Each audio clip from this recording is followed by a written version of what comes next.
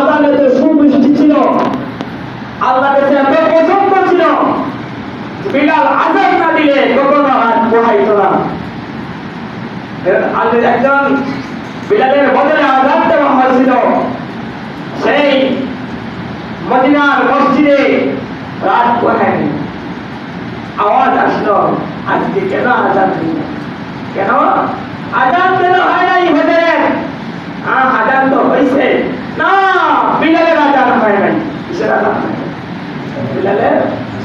বিলালের আজান এত মিষ্টি ছিল, এত মধুময় ছিল, আল্লাহ তাআলার কাছে এত প্রিয়।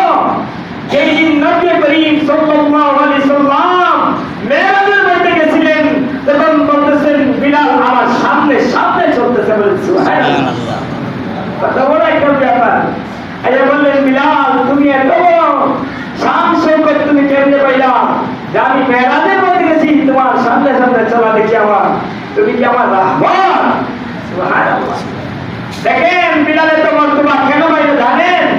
বিলালকে ইহুদিরা এত আঘাত করত, একজনের পর একজন হাঁটে দিত, এমন মারা মারত, এরপর ওনার মুখে হয়তো আহাদ আহাদ, আল্লাহ একজন, আল্লাহ একজন।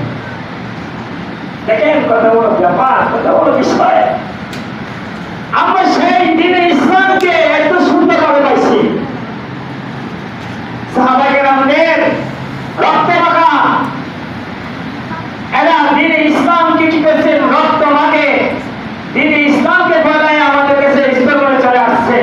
সেই দিন আমরা পাইছি, আর আজকে আমার দিন বুঝি না। আমরা যে দিন ইসলামটা বুঝি না, আমাদের বুঝতেও অবহেলা করতেছি। কেউ ভালো করতে তারা দাওয়াত দিলেও যাইতেও অবহেলা করতেছি, শুনতেও অবহেলা করতেছি, বুঝতেও অবহেলা করতেছি, কাজ করতেও অবহেলা করতেছি। সর্বদিক দিয়ে আমাদের অবহেলার অবহেলা।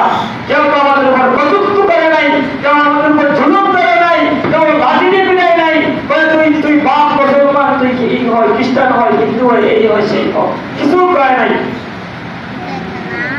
আমরা আমাদের উপর জুলুম নিজের আগে ইহুদিরা জুলুম করত, আর এখন বর্তমানে আমরা আমাদের নফসের উপর আমরা নিজে নিজে জুলুম করতেছি। ঠিক না? ঠিক বলেন, ঠিক না?